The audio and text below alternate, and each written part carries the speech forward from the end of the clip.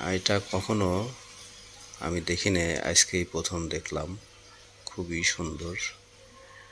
দেখুন কত সুন্দরভাবে ঘুরছে এরা দল বেঁধে এবং ঢেউ খেলছে। সুন্দর সিনারি, পাখিরা ঢেউ খেলছে। হঠাৎ করে এটা চোখে আসলো, পরে ভিডিও করলাম। আসলে দেখতে অসাধারণ লাগছে, কত সুন্দর ঢেউ খেলছে। এটা আসলে বলার অপেক্ষা রাখে না। যা সম্পূর্ণ ভিডিওটি দেখলে পরে আপনারা বুঝতে পারবেন যে আসলে কত সুন্দর একটা সিনারি। এটা খুবই অতুলনীয়। দেখুন কত সুন্দরভাবে ঘুরছে এরা দল বেঁধে এবং ঢেউ খেলছে। খুবই সুন্দর।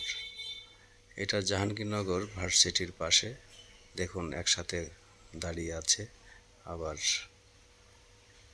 এদিক ওদিক যাচ্ছে এবং ঢেউ খেলছে। অসাধারণ।